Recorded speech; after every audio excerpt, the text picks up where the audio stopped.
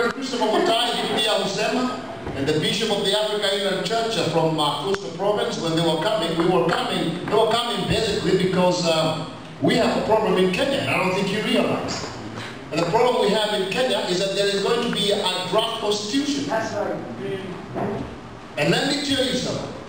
When I read the draft constitution from A to B, I realized, well, my goodness, the door is open for destruction.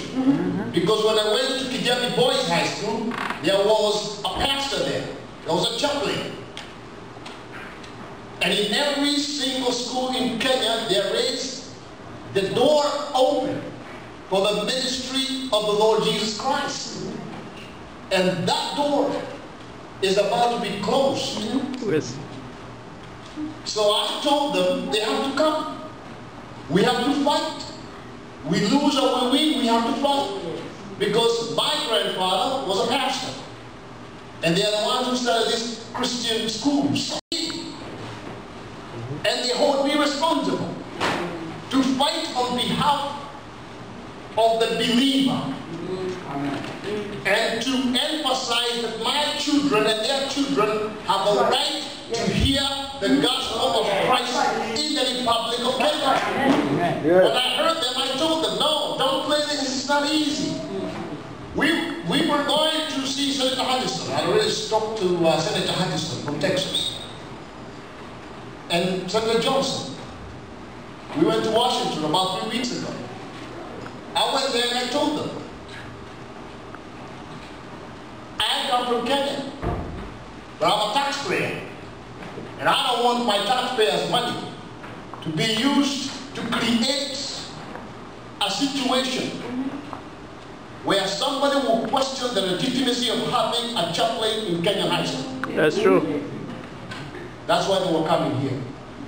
To go and voice on behalf, not just on behalf of the right to preach the gospel in Kenya, but also because my mother, Harriet Mugoni, KAMAU, she was born in Washington, D.C. Her father, Chege, had gone there during the colonial times to work in the farms there. So she is from Washington, D.C. That is her ancestral home. She has a right to be there. She has a right to stay there. She has a right to claim that as her home. And when she was being born, her father, pastor, her mother died during childbirth. Now the question I ask myself is this: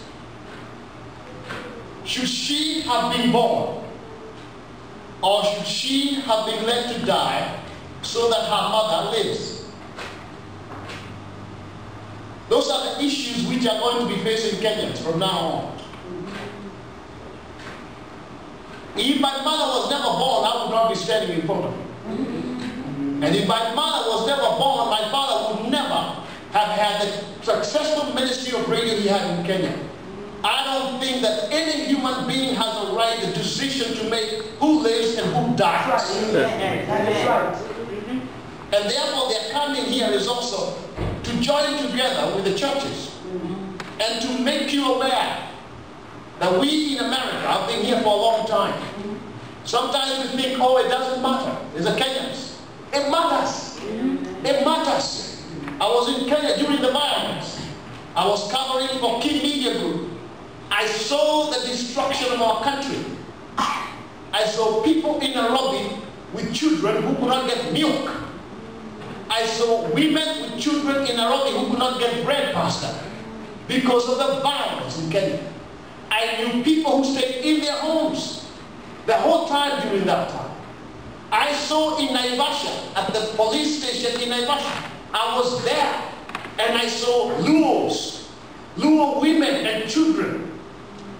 And you know, women have needs that we don't have as men. Those women were there for a week, sleeping on the ground with their children. It has nothing to do with politics. It has to do with the life of my mother, the life of my brother, my sister, and it has to do with me as a citizen of the Republic. And we have a responsibility as a diaspora to stand up and be counted. Right.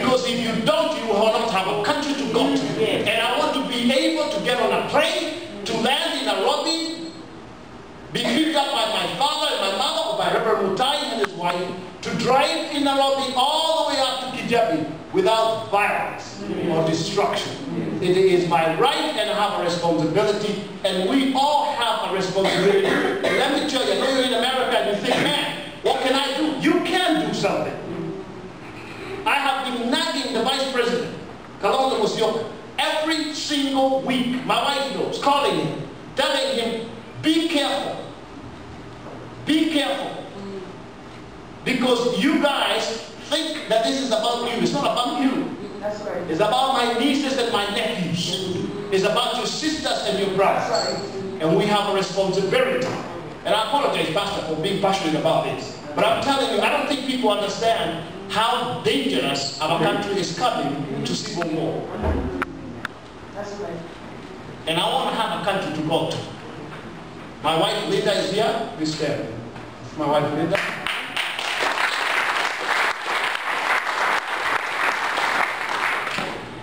And I want to be able to take her to Mombasa.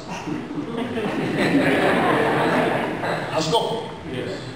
I don't want you to let Mombasa fall in the hands of Islamic activists.